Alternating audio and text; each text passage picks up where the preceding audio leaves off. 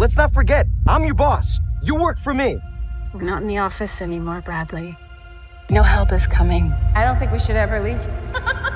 We meet Linda, smart. She saves the company time and money. Socially awkward. No friends at the office. With a pet bird and a house full of survival manuals. Meanwhile, Bradley is the typical corporate heir. Rich kid, self-assured, charismatic on the surface, and deeply superficial. When his father dies, Bradley takes over as president of the company. And the first big decision he makes is to ignore years of Linda's work and give the promotion she deserves to his college friend, who steals Linda's work to look good. And honestly, Bradley couldn't care less. Why? Because they need someone with social skills, someone who knows how to play golf. Because selling matters more than knowledge. Linda comes in to ask for an explanation. She has figures. She has results. She has logic. And she has tuna in her mouth, which falls into Bradley's hand. He makes another executive smell it to check what it is. Yes, that's the level. It's grotesque and childish. And it's the exact moment when we understand that this movie is not going to play fair. That's when the public humiliation begins. However, Bradley decides to take her on a business trip to Bangkok to test her and prove her worth. And when minutes later on the plane, they discover her audition tape for the reality show Survivor, the mockery escalates. Everyone laughs, and upon hearing this, Linda deletes a document with a plan that could have saved them a lot of money on the Bangkok deal. But suddenly, the plane begins to fail, and they have an accident that the word brutal doesn't even begin to describe. And if there's one thing that defines Sam Raimi, it's that when he's given a toy, he uses it until it breaks. And here, the toy is 3D. Even if you haven't seen it in 3D, you know exactly which scenes were. Flying teeth, hands reaching toward the camera, the plane about to break through the screen. In the midst of the disaster, the executive who stole her job tries to strangle Linda to keep her seat. She stabs him with a fork. He flies off, but his tie gets caught on the plane. He's left banging on the window, pleading, "Linda, help!" And she just rolls down the window. It's not realistic, nor does it pretend to be. It's cartoonish. It's exaggerated. It's the director having fun. And when the plane finally disintegrates, everyone dies, except for the two of them. Linda swims to shore. Bradley makes it thanks to his ability to put on a life vest. Bravo. But now the tables have turned. Bradley is unconscious for a day and a half. When he wakes up, Linda has already done the impossible. She built a shelter. She found water. She started a fire. She got food. She healed his leg. She did everything. And yet, he complains. He continues to speak to her as if she were his subordinate. He continues to believe that his position matters. But there are no offices here. There are no titles. There are no vice presidencies. Here there is only survival. And Linda is in her element. Linda hunts a wild boar, and it is neither elegant nor clean. There's something in her eyes when she does it. Something that's not just necessity, but control and satisfaction. It's the first sign that maybe she likes this situation more than she should. So much so that one day, while gathering food, Linda sees a boat in the distance. It's real, and all it would take is a signal to end this nightmare. But she decides to hide instead. She lets it pass, because if they are rescued, everything will go back to the way it was before. He will be the boss again. She will be invisible again. On the island, she is indispensable, and that is intoxicating for Linda. They have been stranded for 2 weeks. Bradley is desperate. He wants to build a raft. He wants to signal for help. He writes it in the sand, but he does it wrong. It is almost tragicomic that when he finally takes the initiative, it is useless. But the tension is no longer just physical. It is psychological. Strange things begin to happen. Linda has a new knife, too new. She has fruit that didn't seem to exist on the island. Everything seems too efficient, too perfect. Bradley doesn't ask questions. He's hungry. He accepts. He accepts even when she repeats a phrase he used with an intern in an interview. How far would you be willing to go? He misunderstands the intention. He starts to unbutton his pants. And at that moment, the film reminds you exactly what kind of person he is. He has a fiance. He has a company. He has privilege. And yet, that's what he meant that time. Linda is not innocent. She finds him attractive, but she also knows that he is now dependent on her. She shows him which areas are dangerous, which plants are poisonous, where he shouldn't go, especially toward the 2 rocks. That's where the boats land. She's the one who controls the map. Bradley begins to soften his attitude. He becomes kinder, more cooperative, and he finally gets her to let her guard down. One day they drink banana wine together. They laugh. They get drunk. And in one of the most peaceful and deceptive conversations in the film, Linda reveals something that recontextualizes everything. She had a husband who died in a car accident. He was an alcoholic and violent. One night, instead of hiding the keys, she gave them back to him. She poured him one last drink, and she let him go. Bradley asks the question we're all thinking. Was it really an accident, or was it preemptive survival? She doesn't answer directly, but she doesn't deny it either. And while technically he did it to himself, there was a little help along the way. That tells us something key. When Linda feels her life is at risk, emotionally or physically, she acts. She doesn't scream. She doesn't beg. She calculates. But the film doesn't make Bradley a simple villain. He also confesses. A childhood full of luxury and emptiness. An absent father. An abusive mother in every sense of the word. Suddenly we understand why he finds satisfaction in and humiliating others. Why he needs to feel superior. Why he can't stand Linda taking on the role of authority. Or worse, the maternal role she assumed when she took care of him. And for a few minutes, the film feels almost tender. Two broken people. Two victims of abuse. Two survivors. But then Linda utters the phrase that breaks the balance. What do we have left there? We shouldn't go back. For her, the island is not a tragedy. It's a second chance. Bradley understands something at that moment. If he wants to get out alive, he has to play her game. He starts to show himself to be more vulnerable. He lets her watch him wash. They cuddle in a cave during a storm. He builds intimacy, but when she's not looking, he plots. And the revelation comes in the form of a romantic dinner. He offers to cook. A quiet evening. Soft smiles. And suddenly, Linda starts to feel dizzy. He poisoned her. The plan is not to kill her, just to disable her. He wants to use a makeshift raft and escape in the middle of the night. His laughter at that moment is childish, liberating. Fuck you, Linda. The problem is that he only knows what she taught him, and she didn't teach him everything. The raft falls apart almost immediately. The sea devours him. Bradley is unconscious again. Linda, intoxicated, vomiting non-stop, still swims toward him. She drags him. She tries to revive him. The message is clear. Even betrayed, she saves him. And that's what makes what comes next so terrifying. When Bradley wakes up, he can't move. Linda administered squid-paralyzing toxin, and she makes him believe she has castrated him. We hear wet sounds. We see blood. He feels nothing. He only hears. It's pure psychological torture. She finally reveals the truth. It wasn't real. It was just a rat. But next time it will be. It's a warning. Don't mistake my kindness for weakness. Then another boat appears. But it's not an official rescue. It's Zuri, Bradley's fiancé. She never stopped looking for him. All missions were canceled. She didn't. And when she gets off the boat and sees Linda, she guides you by a shortcut. Windy cliffs. Unstable terrain. And Zuri gets too close to the edge. She slips. And as usual, Linda helps. The fall is fatal. And yes, it affects her. When she returns to camp, she is disturbed. She is not a pure sociopath. She is someone who prioritizes her desire over the consequences. And that makes her more real, more dangerous. That night, Linda dreams of Zuri, the body carried away by the tide, accusing eyes. A jump scare worthy of the Evil Dead. It's brief but powerful, because for the first time we see cracks. Bradley goes out hunting. He finds a wild boar playing with something. A hand sticks out of the sand. A huge engagement ring glitters in the sun. It's Zuri. And here the film is no longer humorous, only rage. Bradley breaks down. He drools and trembles. We feel sorry for him. He confronts Linda with the ring. She insists it was an accident. He replies, like your husband's? And reveals that he took the knife away. Now it's on. All out war. They pull out clumps of hair, scalp, and all. Bites on the neck. Attempts to gouge out eyes, quite graphic. And in the midst of the chaos, she rips off his ring. She swallows it. Yes, a diamond the size of a meteorite going down her esophagus. Was it worth it? Probably not. But the gesture is pure defiance. Bradley manages to escape even though he's been stabbed. He runs toward the forbidden zone, the one she always told him to avoid. And we discover that it wasn't just the boats, but that there was a mansion. The island wasn't so deserted. The first boat Linda saw wasn't a rescue. It was a billionaire's domestic staff resupplying the house. That's where she got the knife, the fruit, the wine, everything. Bradley enters. The cameras activate. Linda watches him. And through the speakers, she taunts him. She talks about how perfect everything was. She believes they were the only survivors for a reason. Destiny. Linda hunts him down, chases him through the house, and points a shotgun at him. Bradley has only one card to play. Confession. He says he was always a monster, that she changed him, that he loves her. He's not being sincere, but she wants to believe him. For a second, it works, until she notices something. A bull statue is missing a horn. Bradley lunges. The gun is unloaded, and Linda responds with a golf club. Let's remember, one of the reasons he didn't consider her for vice president was that he wanted someone who could play golf well. Well, she has a perfect swing. Cut to Linda playing in a charity tournament. She's become a celebrity, America's favorite survivor. Somehow she got rid of the body. She built a raft. She was rescued, and no one knows anything. In the most meta ending of the film, she looks directly at the camera. She says she's writing a self-help book. The premise? Help isn't coming. You better start saving yourself. She holds our gaze. Intense. Uncomfortable. Almost accusatory. And she leaves with her bird. And in the end, send help keeps things surprisingly simple, but plays with something huge: power. Who has it? Who loses it? And how quickly it can change when the rules of the real world disappear. There are no heroes here. There are two people with dark corners, facing each other in an exaggerated, almost cartoonish setting, but quite human. And the funniest thing is that the story had many possible routes, and they were all delightfully twisted. But that's what makes it work. Layers of delirium, manipulation, and abuse wrapped in dark humor and extreme survival. Now I want to know, did you like it? Did it make you uncomfortable? Did it exceed your expectations or fall short? Leave it in the comments. If you're new, subscribe to the channel. Like it if you enjoyed the video. See you on another Plot in Minutes.